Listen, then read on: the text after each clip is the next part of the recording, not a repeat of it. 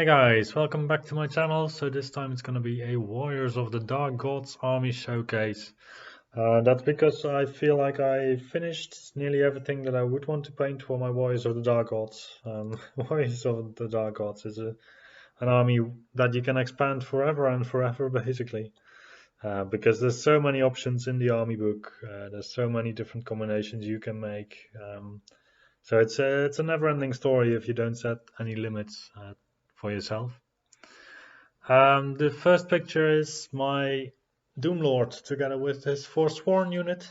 So these are the Khorne Bloodbound starting army, starting collecting box models. And I believe they were also once in an Age of Sigmar set together with some Stormcast. Yeah, so I have 5 Forsworn and 1 Doomlord, and I think this is just basically enough. You don't really need any more. Because you can field a big block of 9 Forsworn and really push it forward, and then nothing can charge you in the game. I like to play with a Helmor, and then you only need 5 basically.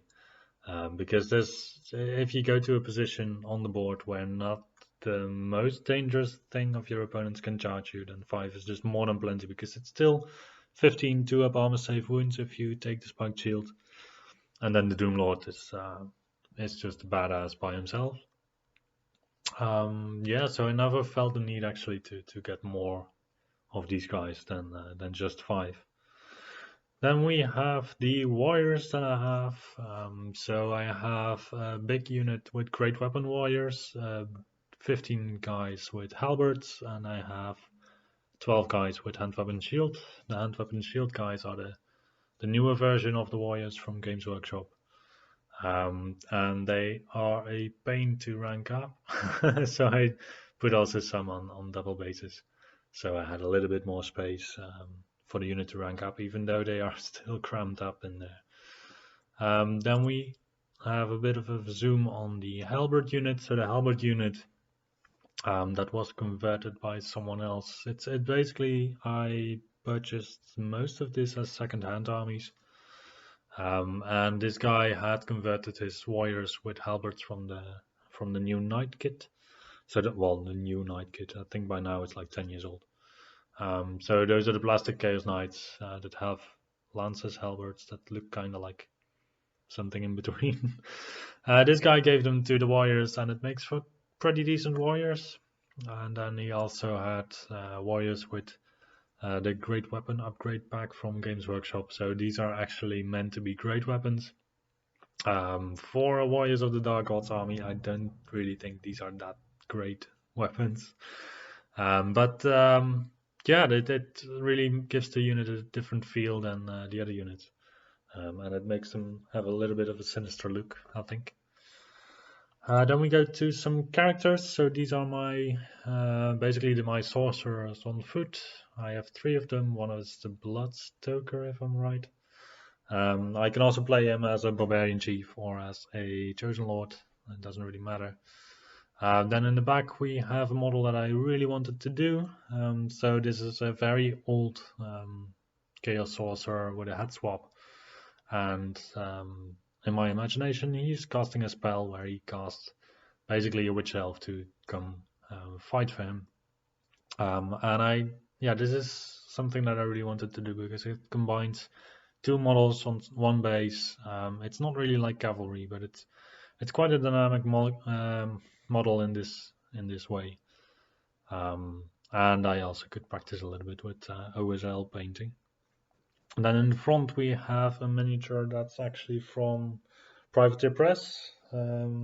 I should be able to, it's a Scarlet Thrall or Scarlet Thrall, I believe.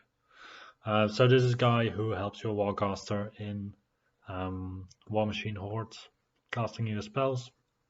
It's quite an amazing model, I find, because he is flinging a skull towards the enemy whilst he is composed himself of part magic, part skeleton. And I think it's a cool model. Then we have the barbarians, or at least the models that I use as barbarians. Yeah, this is just a big bunch of models basically, but I don't really play them that often. It also looks a bit chaotic as a unit here. Barbarians. Then we go to, well, here you have another picture of the sorcerer, and we also have a picture of my barbarian chief or chosen lord. So a couple of months ago we held an event where you could only play orcs and goblins, and I actually used my warriors to proxy orcs and goblins. And then this was my big bad iron orc warlord. And then during the event you could also get trophies from your opponents. So I have an extra added shield on the model from one of my opponents, and I also got some, I don't know what you call it, but like this stamp on his shoulder. Yeah, it was a cool event.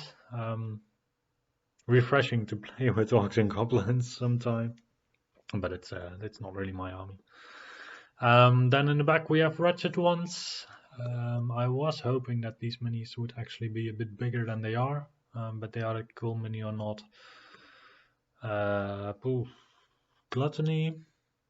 Now the last expansion for one of the games that I have. And then in the back further in the back you can see basically the monster from that box, which is the size of a wretched one. So I actually have one decent sized wretched one, and I have 3 small ones. And I put 2 models per base for these because I thought they would otherwise be too small. Yeah, then we have more characters and also another view of the octopus that I have. So in the front we have the Harbinger of Manoth from Privateer Press. This is an amazing model. If you ever have the chance to build and paint this model, then you should definitely do so. It's basically a model that is just floating in the air with a big banner with 3 acolytes trying to hold this Harbinger down. I play it as a War Days or as a second Exalted Herald. Then to the right of that we have the Chosen Lord on Slaanesh on the Steed of Slaanesh.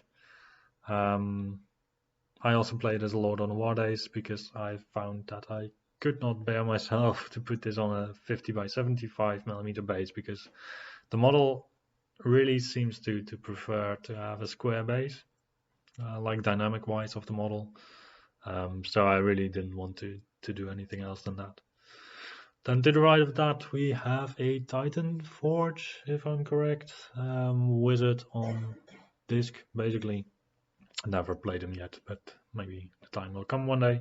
And then to the back of that we have Belacor, the Dark Master. So that's my Exalted Herald normally.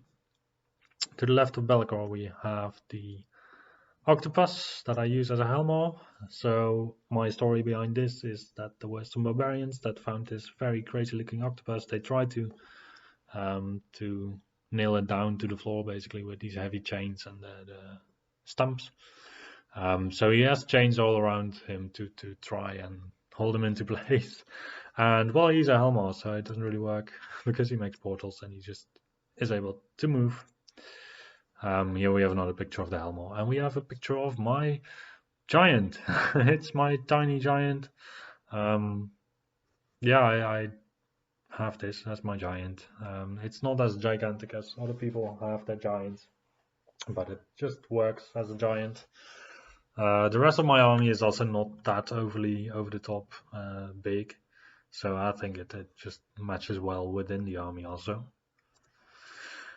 Then we have the chariots. So I have 2 normal warrior chariot and I have 1 chosen chariot. To the back of the chariots I have 2 chimeras. I think chimeras are really good in Warriors of the Dark Gods because of their flexibility, either being a chaff piece or being quite a decent combat piece.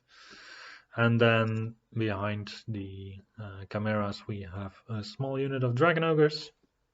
I did model them with paired weapons, but I can exchange the paired weapons with magnets for halberds. As I only have 3, I didn't really see a need to give them great weapons, because with only 3 models you're not going to go for great weapons anyway. And then the final batch is the Warrior Knights. So I used to have 5 Warrior Knights, and then I actually was able to expand it by another 15. So I have a total of 20 Warrior Knights now. And that is my entire collection. So yeah, I don't feel like I'm really missing anything other than maybe Forsaken ones, more Chaos Spawns. But then you fall into the Chaos Spawn Forsaken one kind of build, and I don't really want to play that, to be honest. I could always use more warriors, I guess. I could use more Feldrogs. I could use. You can use anything more basically in Warriors of the Dark Gods. But at some point you have to wonder whether you actually want to go through painting all of that. And I think at this point I'm quite happy with my Warriors of the Dark Gods army. It takes up 2 spaces of shelves, and that is a decent amount. My Dread Elves take up like 5, and my Empire takes up 3. So in the end, I just have enough to to play around with, and I don't feel like I need any more. However, if you have any suggestions as to what should definitely be included in this army, then please let me know. And I actually realized that I forgot my Wasteland Behemoth, so actually here it is. So this is my Wasteland Behemoth. It's basically a elephant from a toy store that I put a wizard on, and then yeah, that's it. Thank you for watching, and I will see you the next time.